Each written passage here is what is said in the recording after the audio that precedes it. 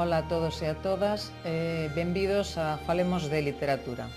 Hoxe ímonos acercar a unha das figuras máis importantes da nosa literatura, quizáis a máis importante, que é Rosalía de Castro. Rosalía de Castro naceu en Santiago no ano 1837, naceu no Hospital de Santiago, que hoxe é o Hostal dos Reis Católicos, que nos pode servir de referencia, e tivo un nacemento bastante digamos, misterioso, porque a súa nai era unha fidalga solteira, unha muller, que pertencía á fidalguía, pero que era pobre, era filla ilexítima, e o seu pai parece ser que era un home vinculado coa igrexa, ben un crego, ben un seminarista. Isto provocou que no momento do seu nacemento non fose recoñecida por ningún dos dous, e na acta ou na partida de nacemento aparece rexistrada como filla de pais incógnitos. Para evitar que fose a inclusa, fíxose cargo dela unha tía paterna e foi criada nos seus primeiros anos na aldea de Ortoño ata a idade de 11 ou 12 anos, non se sabe exactamente, que foi acollida pola súa nai, que a levou a Santiago de Compostela, e ali aprendeu o que naquela época aprendían as señoritas da boa sociedade, que era fundamentalmente música e debuxo. Ali en Santiago tamén entra en contacto con o Liceo de la Juventud, e ali coñece a poetas do momento como Eduardo Pondal, Aurelio Aguirre, que o coñeceu, que estivo vinculada con el, non se sabe exactamente se simplemente unha amizade ou incluso chegaron a ter algo máis, e tamén parece ser que coñeceu a Murguía. Cando ten 19 anos marcha a Madrid e ali publica un libriño, un opúsculo que se chama La Flor. E Murguías fai unha crítica moi elogiosa deste libro. Murguía traballaba na prensa de Madrid e a partir dese momento entran en contacto e acaban casando. Terán 7 fillos e 2 deles morrerán. Un ao pouco de nacer e outro morre nun accidente que hoxe denominaríamos doméstico. A mala saúde, a vida de Rosalía, digamos, esa vida de desprazamentos constantes, porque o seu marido era arquiveiro, pois provocou nela un fondo sentimento de tristeza, de pesimismo, e provocou que constantemente sentise nostalxias da súa terra. Ela viviu con Murguía en distintos lugares de España, viviu na Mancha, viviu en Extremadura, viviu en Simancas, e precisamente nesta cidade é onde escribirá gran parte da súa obra Follas Novas e incluso o conto galego, como ela nos vai deixar por escrito posteriormente. En 1871 voltan a Galiza, viven en distintos lugares, teñen moitos problemas económicos, ata que se asentan definitivamente en Padrón, na casa coñecida como A Matanza, que será onde vai morrer víctima dun cancro de útero en 1885. Nun primeiro momento entérrana no cemiterio da Adina, ali en Padrón, e no ano 1891 exhuman os seus restos e trasládanos a Santiago de Compostela, concretamente a San Domingos de Bonaval, o que hoxe se coñece como o Panteón de Galegos Ilustres, e onde está ali enterrada. En canto a obra de Rosalía, ímonos referir evidentemente a súa obra en galego, destacaríamos Cantares Gallegos e Follas Novas. Cantares Gallegos é quizáis a obra máis coñecida de Rosalía de Castro. É unha obra que se publicou no ano 1863 e que se considera a obra fundadora ou iniciadora do rexurdimento galego. Ao principio de todo aparece unha dedicatoria asinada por Rosalía o 17 de maio do ano 63 en Santiago de Compostela a Fernán Caballero. Será precisamente esa data, o 17 de maio, que se tomará como referencia no ano 1963 para iniciar iso que se chama agora o Día das Letras Galegas. Precisamente en 1963 será dedicado a Rosalía de Castro. É moi interesante esta dedicatoria porque Rosalía de Castro dille a Fernán Caballero que lle dedica o libro, primeiro por ser muller, que é algo moi importante, e segundo porque non pretende manchar o seu país. Realmente Rosalía quere con Cantares Gallegos, aínda que é unha obra que tradicionalmente se tachou de folclórica ou de costumista, pois o que pretende é reivindicar a Galiza, os galegos, a súa paisaxe, os seus costumes, as súas tradicións. De alguna maneira, ela quere facer resaltar e, sobre todo, que coñezan non só en Galiza, senón fora de Galiza, a realidade galega, a realidade dos galegos, que son, pois, víctimas de burlas, que son víctimas de mofas, que son despreciados. Entón, ela quere dar a coñecer todo isto. Isto é un motivo principal, como ela di, que a moveu, que a levou a escribir este libro.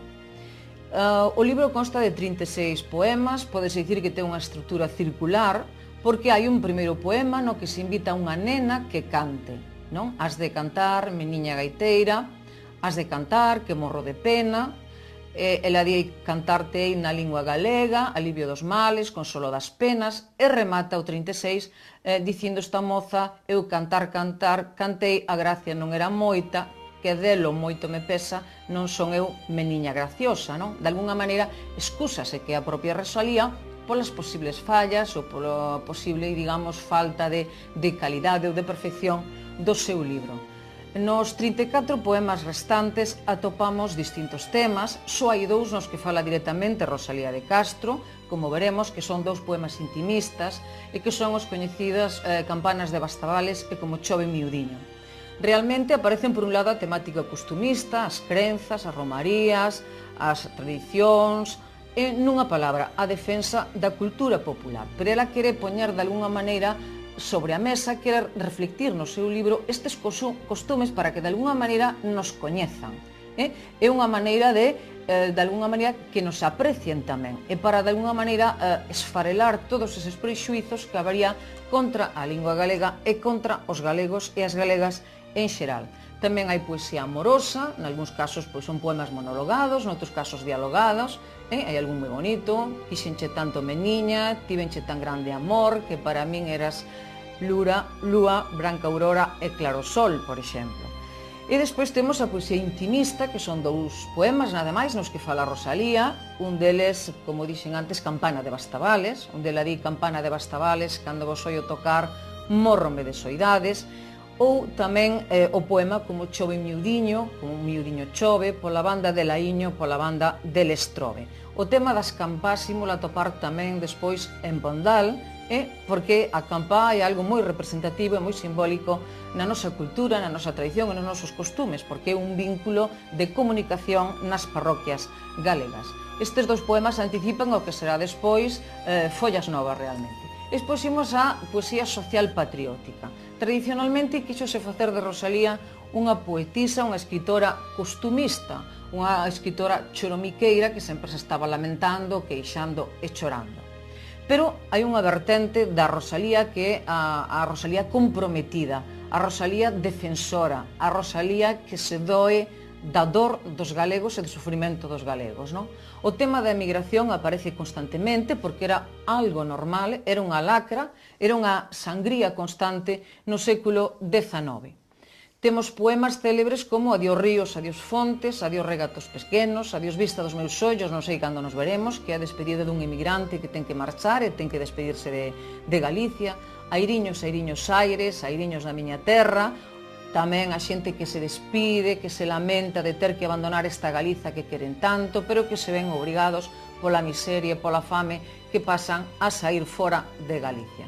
Claro, hai unha segunda parte que é o trato non correcto, o maltrato que se lle dá aos galegos fora de Galiza. E entón aí aparecen poemas como Castellana de Castilla ou Castellanos de Castilla, onde ela di: castellanos de Castilla, tratade ben os galegos, cando van como rosas, cando ven como negros. Referíase aos galegos que marchaban a sega a Castela e que viñan, pois, segundo aprecia polo menos Rosalía, moi desmellorados. Aquí na poesía social de Follas Novas non podo deixar de citar un poema que a mí me parece extraordinario e que recolle, digamos, toda esa situación dramática que sufría, que padecía a sociedade galega, e que se titula A gaita gallega.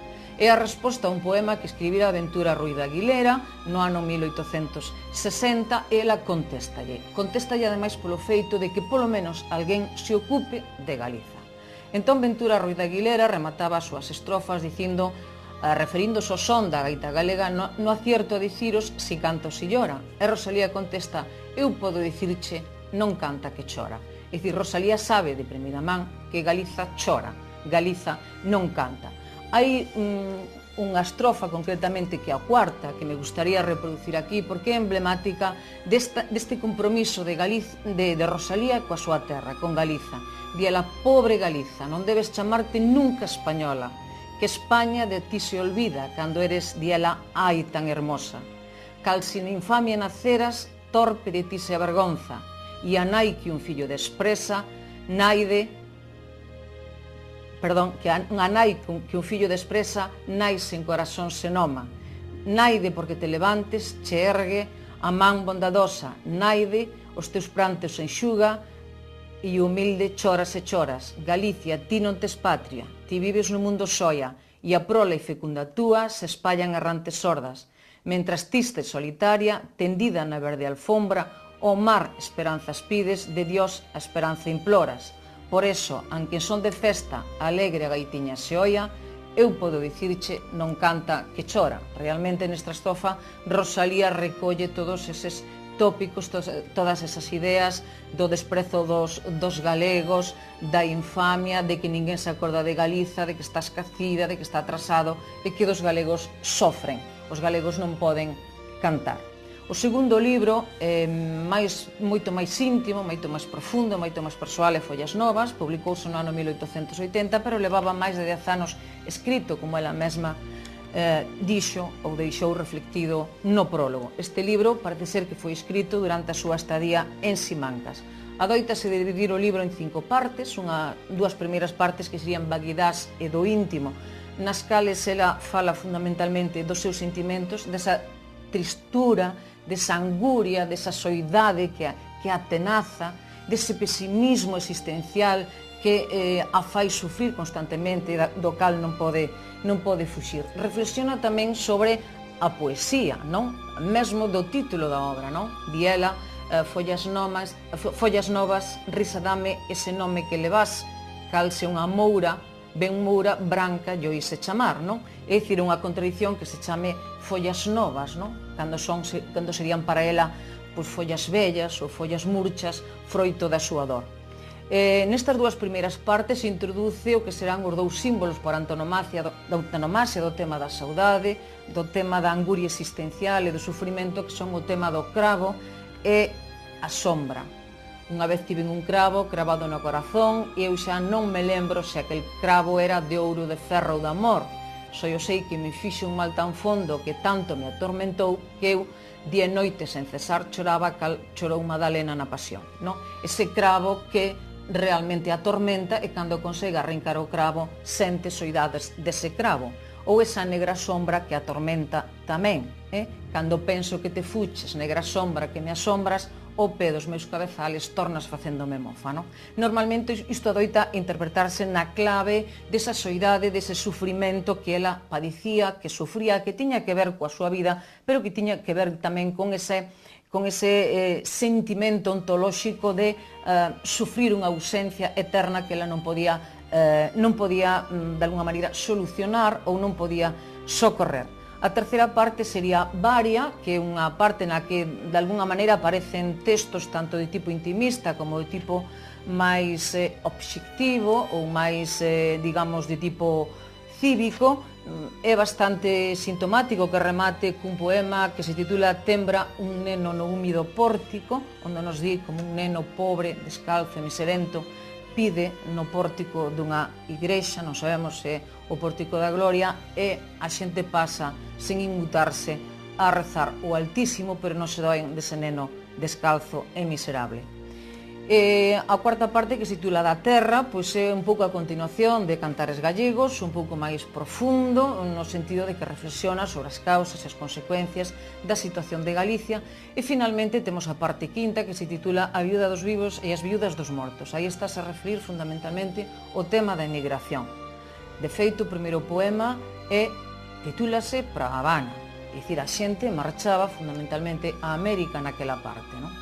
E neste poema hai unha estrofa que di este vaise, aquel vaise, e todos se todos se van, Galicia sen homes quedan que te poidan traballar. Realmente ve a emigración como un problema e non como unha solución. A emigración é un desgarro emocional tremendo, un desgarro familiar, unha ruptura cos vínculos da terra e da familia que, de alguna maneira, nunca se vai poder superar. Entón, ela ve que a xente vai se Galiza, queda sen xente realmente que a poida traballar, quedan as viúdas dos vivos, neste caso, e moitas veces tamén viúdas de mortos, porque había moitos homes que non voltaban por distintos motivos, porque morrían alá, porque organizaban outra vida, porque enfermaban. Entón, realmente, as mulleres quedaban aquí soas e abandonadas e vanse converter, segundo a súa propia expresión, nas auténticas heroínas de Galicia.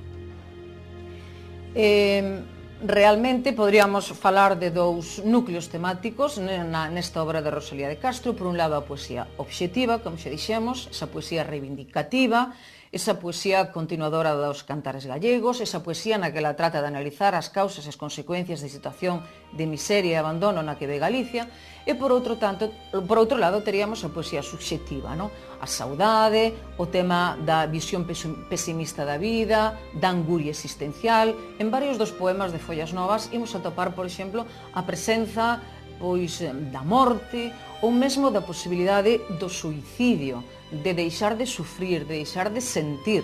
Realmente, ela moitas veces, en algúns dos poemas, refírese ao mar, ese mar que está chamando por ela, e que lle di, de alguna maneira, ven a descansar.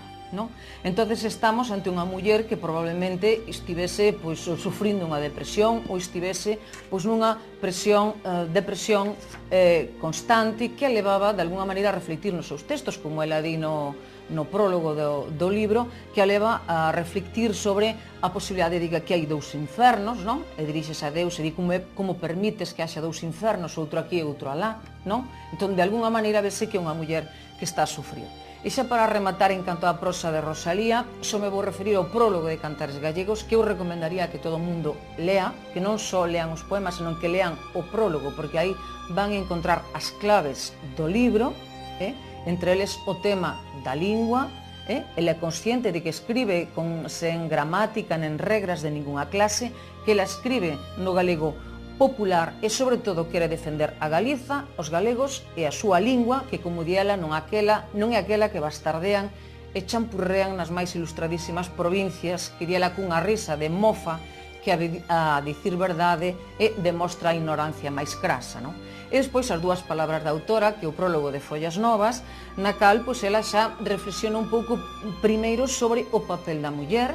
Ela quitalle importancia a este feito, ela di, as mulleres xa sabemos que somos dúas arpas de dúas cordas, di ela, a imaginación, o sentimento, as mulleres non estamos preparadas para os pensamentos transcendentais, etc. Ela quitalle ferro un pouco a esa poesía que imos ler e que ela sabe que é demasiado persoal e demasiado íntima.